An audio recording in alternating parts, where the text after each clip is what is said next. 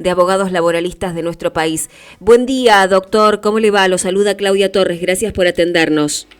Hola, ¿qué tal? Buen día. Estaba haciendo un repaso por la publicación que han hecho ustedes desde la Asociación de Abogados Laboralistas y nos gustaría que por ahí nos haga un repaso usted de qué se trata esta reforma laboral que vinieron a implementar en nuestro país desde el gobierno de Javier Milei. ¿Cuánto nos beneficia a los trabajadores o cuánto nos perjudica a los trabajadores? Bueno, en cuanto beneficia a los trabajadores, no voy a poder decir mucho, la verdad. En lo que perjudica, sí, y bastante, porque bueno, ahora lo que ha salido es un decreto reglamentando 3 aspectos de la reforma de la ley bases, que estaban sujetos a una reglamentación para que se puedan aplicar, que son, por un lado, lo que es el fondo de cese laboral, otra cuestión es la cuestión del trabajador independiente con colaboradores, que es una figura nueva que se incorpora, y después lo que es el blanqueo laboral. Esos son los 3 puntos que se reglamentaron ahora con el decreto que salió ayer. Sí, vamos por partes entonces, y cuéntenos de qué se trata el fondo de cese laboral. El fondo de cese laboral es un régimen similar al de la construcción, aunque como está previsto ahora en el decreto reglamentario, podemos decir que todavía es peor para los trabajadores que el de la construcción, que básicamente lo que dice es que a partir de ahora, cada sindicato con la Cámara Empresaria podrá negociar la implementación de este régimen, que básicamente constituye un fondo en donde cada empleador mes a mes debería aportar una suma de dinero a ese fondo, a lo cual ahora se suma, que esto es diferente a la construcción, también la posibilidad que el propio trabajador sea el que aporte de su bolsillo. Sí. Eso es nuevo, que en la construcción no es así, en la construcción solo aporta el empleador un porcentaje, sí, un cierto porcentaje en base al salario del trabajador hace un aporte. Ahora se suma la posibilidad que también sea el trabajador el que aporta a este fondo, y después cuando sea despedido cobra lo que se haya acumulado en ese fondo. Es decir, vamos a pasarlo y hablarlo en criollo, como se dice comúnmente. Nosotros los laburantes vamos a tener que ir sacando de nuestro bolsillo para que el día que nos despidan pagarnos nuestra propia indemnización. Sí, básicamente es eso. Va a depender la letra chica de lo que negocie el sindicato con la Cámara Empresaria, pero el decreto está habilitando a que sea también el propio trabajador el que haga ese aporte. ¿Y esto del trabajador independiente con colaboradores, de qué se trata? Esto es una figura muy extraña. Básicamente lo que autoriza es que cualquier empresa puede poner hasta 3 trabajadores dentro de este régimen, que básicamente son trabajadores a los cuales no se le aplica la ley laboral, básicamente, para decirlo en resumen. Sí. O sea, son trabajadores que están fuera de la normativa laboral, están como una situación de, como dice de trabajadores independientes, pero puede estar tranquilamente haciendo las mismas tareas que el resto del personal. Sí. Y bueno, quedan fuera de la normativa laboral, o sea, no se le aplica los convenios colectivos, el salario va a tener que negociarse cara a cara con el empleador, no va a tener indemnización por despido, bueno, queda fuera de la ley laboral, básicamente. Claro. Hasta 3 trabajadores pueden poner. ¿Y esta figura de trabajador independiente con colaboradores es aplicable a una empresa de hasta tanta cantidad de empleados?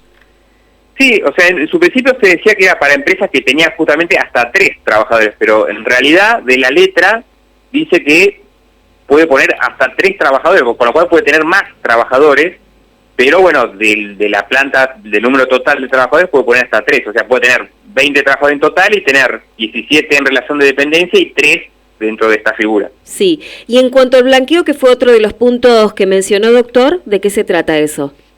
Bueno, esto es una medida que no tiene mucha efectividad, porque ya se ha implementado en otras oportunidades. Es básicamente, nosotros entendemos que es como una cortina de humo, para aparentar que se está tomando alguna medida para combatir el trabajo no registrado, porque lo que hizo la ley base, que es algo muy grave, es derogar todas las indemnizaciones por trabajo no registrado o mal registrado, que eso, bueno, gravísimo, porque deja sin ningún tipo de protección a todos esos trabajadores y trabajadoras. Entonces, como para aparentar que van a hacer algo en relación al trabajo no registrado, lo que hacen ahora es abrir como un periodo de 90 días para que las empresas puedan regularizar a todos los trabajadores que tengan no registrados o mal registrados, y se les perdona todas las deudas que tengan, hasta cierto porcentaje, las deudas que tengan por aportes y contribuciones adeudadas. Es un blanqueo, básicamente, para regularizar esta situación. Sí. Ya se ha hecho en otras oportunidades, con otros gobiernos, medidas similares y no... ¿Gobiernos no de quiénes, por ejemplo, si recuerda, doctor? Y en el 90 se hizo, cuando salió la Ley Nacional de Empleo, tenía en la propia normativa un periodo también de 90 días, y bueno, en los 90 fue el récord de trabajo no registrado en la historia de nuestro país. Durante el gobierno de Cristina de Kirchner, en el 2014, si mal no me falla la memoria, se sacó también un régimen similar, sí. Pero no ha variado los índices de trabajo no registrado, claro. Este tipo de medidas. Más que nada ahora, porque lo que depende si se registra o no es por cuestiones más económicas, de macroeconomía, y además cualquier empresa que quiera regularizar la situación de sus trabajadores que no tengan no registrados, no tiene que pagar nada, porque lo que se hace, la práctica habitual empresarial, es, si lo quiero regularizar, lo registro como si hubiera entrado hoy a trabajar. Así hiciera 10 años que está trabajando. Nada. Claro, capaz de 5 años que está trabajando en negro, pero lo blanqueo ahora y pongo que entró a trabajar hoy. Claro. Y no tengo que pagar nada. O sea, por eso no tiene mucho sentido esta medida. Estamos en diálogo con el doctor Leonardo Elgorriaga, él es miembro de la Asociación de Abogados Laboralistas. Le quería hacer una pregunta, doctor. ¿Esto no estaba frenado por la CGT a través de una medida judicial que habían presentado? ¿Cómo es? Lo que estaba frenado, y todavía lo está, es el DNU. Ajá. El DNU 70, porque el DNU 70 tenía un capítulo laboral en el cual estaban muchas de estas medidas que se sacaron con la ley base, pero después todo esto entró como un capítulo dentro de la ley base, y eso ya es ley, no es un decreto de necesidad de urgencia, y eso, bueno, no está frenado judicialmente. Lo que está frenado judicialmente es el DNU, eso sí está frenado. Y ahora, en este marco, ¿qué posibilidad de defensa frente al empleador tiene un empleado? Porque estamos hablando ya de una posición de disparidad total. Si cuando el empleado tiene que ir a pelear contra un gran empresario, el poder naturalmente lo tiene el empresario. Entonces, ¿qué defensa tiene el trabajador con esta nueva ley? Bueno, en lo inmediato, obviamente en lo que es el día a día, está la cuestión de la organización sindical, que es algo que justamente también se está persiguiendo mucho, porque en los hechos es lo único que tiene en lo inmediato un trabajador y la trabajadora para hacer valer sus derechos. Eso, bueno, como primer medida, la posibilidad de hacerlo colectivamente, la imposición y el reconocimiento de sus derechos.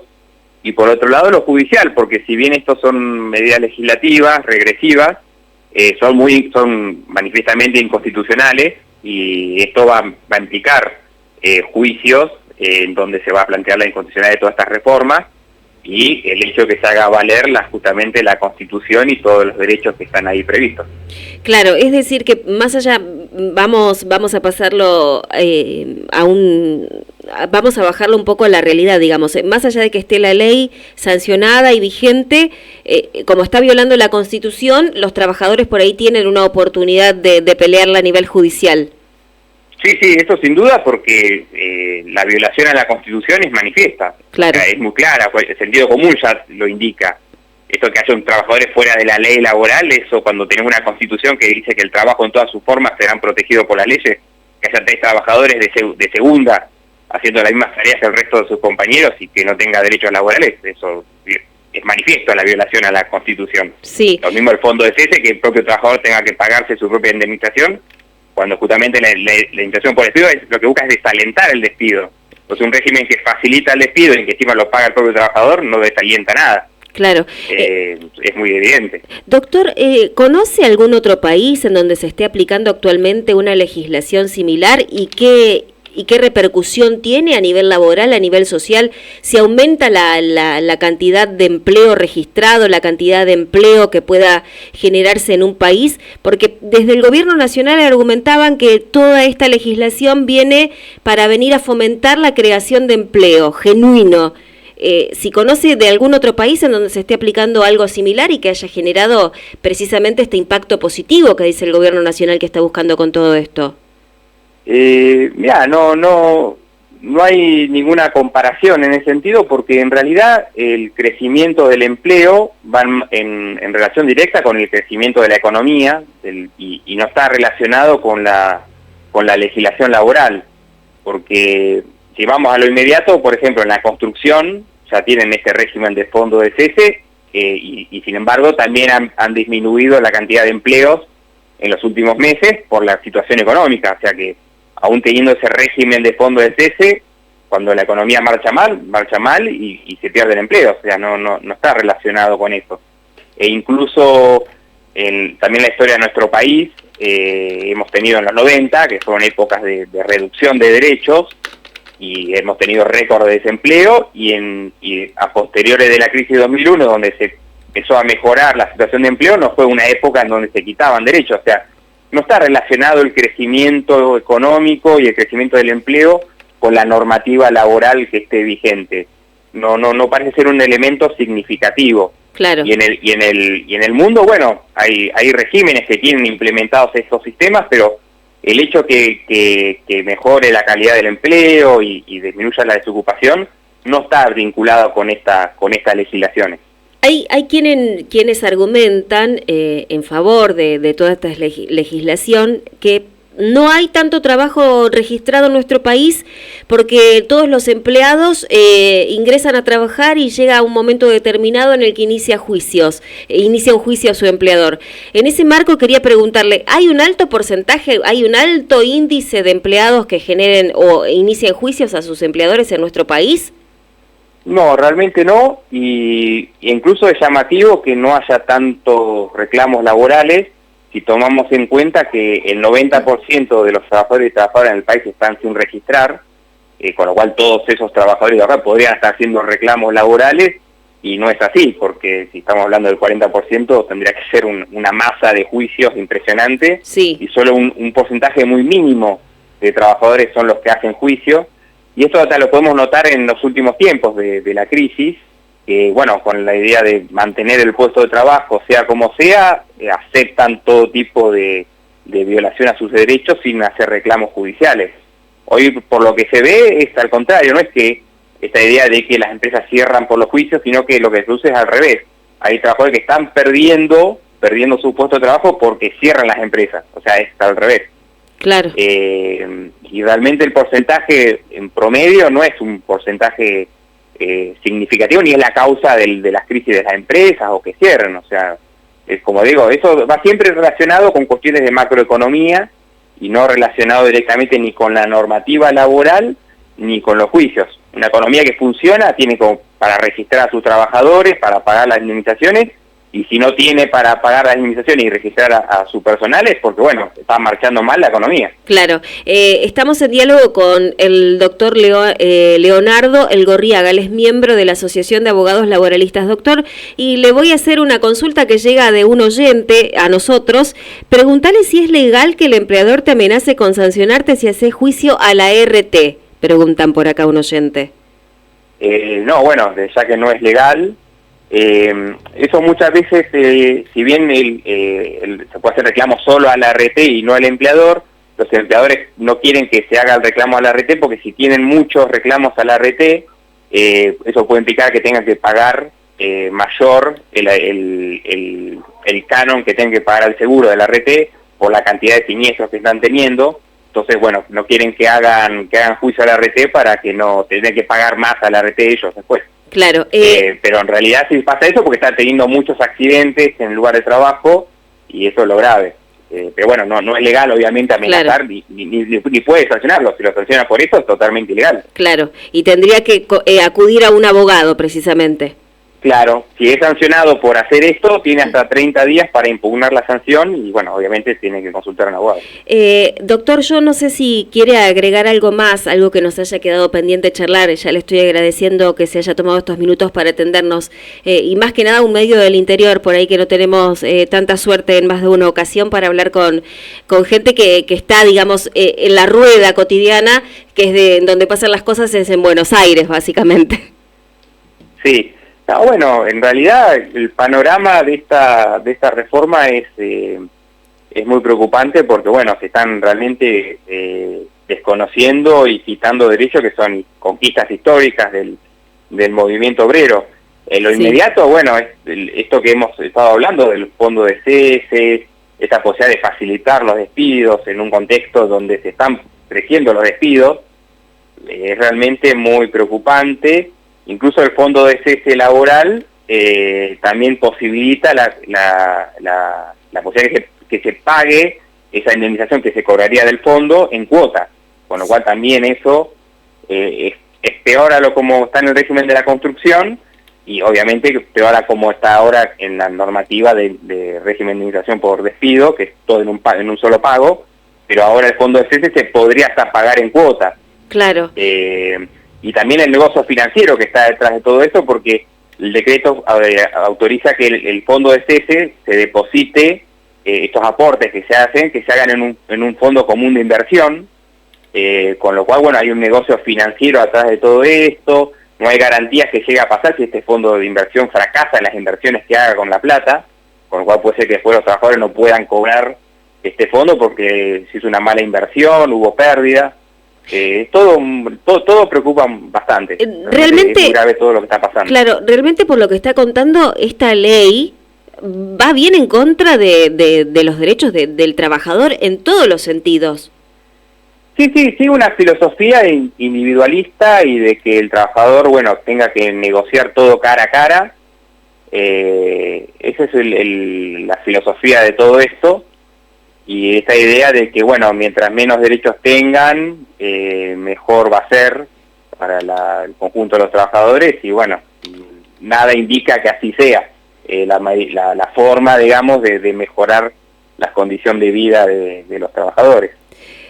Doctor, le agradezco mucho este contacto, le agradezco los minutos que se tomó para explicarnos de qué se trata esta nueva ley, la 27.742, que vino a destruir los derechos de los trabajadores en nuestro país.